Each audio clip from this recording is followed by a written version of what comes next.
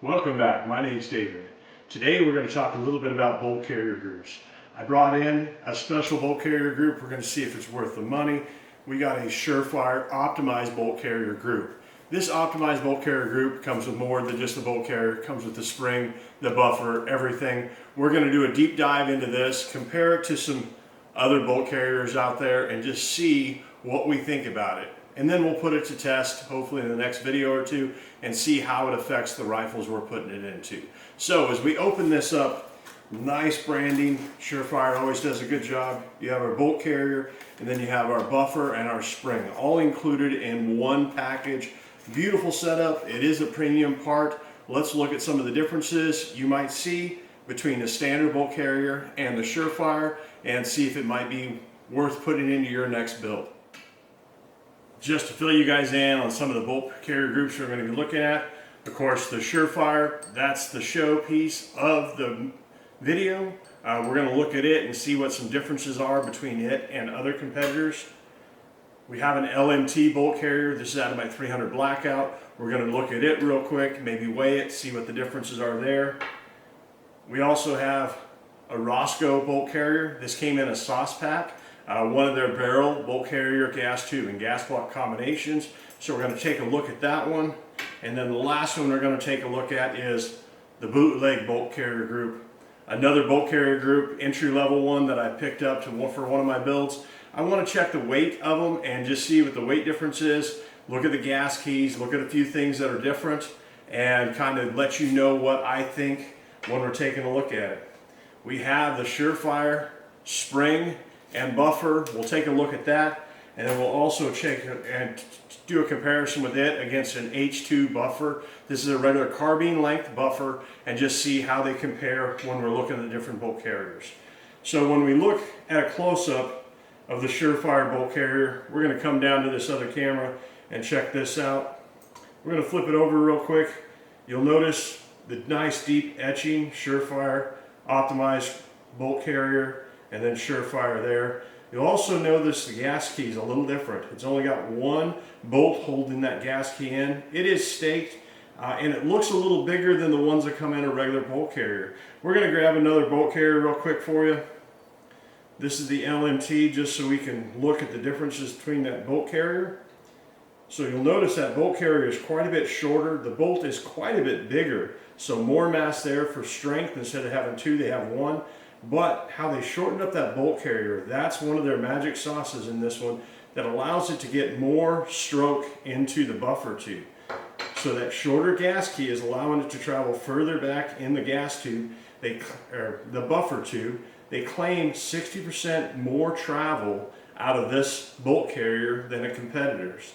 Another thing they do a little different is the cam path. They optimize that cam path, or the unlock, to help keep the chamber closed longer. They claim they can decrease chamber pressures by 15% with the cam path and their other trick up the sleeve.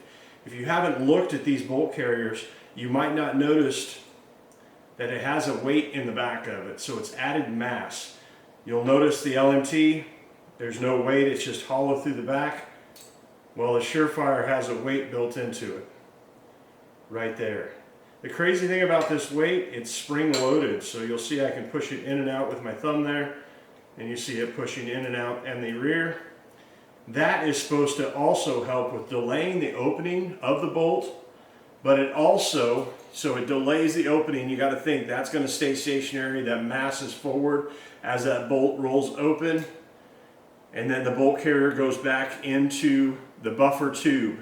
When it connects or goes further in that tube, it does a hard stop there, and when it stops, that weight will continue on, and it's like a dead blow at the back of that buffer tube, creating that bolt carrier to do a complete stop. So it goes all the way to the end of the travel and stops, and then it's going to build all that energy and push it back forward.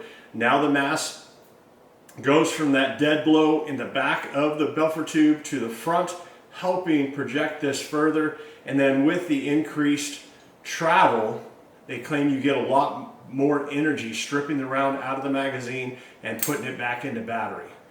I'm very interested to see how that plays out and how it affects a few things. One thing, they claim it's for SBRs, suppressed rifles, to help out with the gas blowing back in your face. They claim 15% less chamber pressure when it unlocks. I like to see if it changes the velocity. If we have any velocity changes, because this optimized bolt carrier group, maybe not velocity changes, but maybe it'll help out our SDs and our extreme spreads. I'm going to do some testing on a 5.56 rifle, a 22 arc and a 6 arc, and just seeing 5-shot groups in speed test, if there's more consistency with the optimized one, or if there's no difference at all. If the felt recoil is different, or there's no difference at all. We're going to find out, get to the bottom of this, and see if this bolt carrier is worth the investment. When I look at it, you know, the fit and the finish, the coatings on it, it looks very nice. What you think of a premium part. It is particle inspected. It is a top quality bolt. Nothing less than what you'd think for SureFire. But let's do a couple other things real quick. Let's do some comparisons in weight and just see how, with that added weight in the back, how it affects the total mass of the bolt carrier compared to my others that I'm testing here. So we're going to turn on this scale, and we're going to grab the Roscoe real quick. So this is a Roscoe bolt carrier group. We're going to set that on the scale, and it looks like it's 11.5 ounces. So the Roscoe bolt carrier, it's been working great for me, 11.5. If we look at the next one's going to be the bootleg. The bootleg bolt carrier group, non-adjustable, but the regular bootleg. Let's see what it weighs. Look at that, 11.5. Very consistent. Both of those bolt carriers weighing the exact same. We see their staked fine. Everything looks good on both of these bolt carriers, and it's amazing they're the exact same weight as each other. The next one up is the LMT bolt carrier group. This LMT bolt carrier group's out of my 300 blackout. Nothing less than quality with LMT. Nice stake job. Everything looks good. We're going to weigh that one real fast. We'll notice that's 11 ounces on the money. 11 on the money.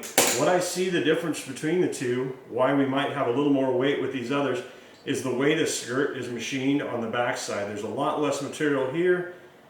You guys probably know better than me, but I think this is a fully auto profile bolt, and this one's a semi-auto profile bolt carrier.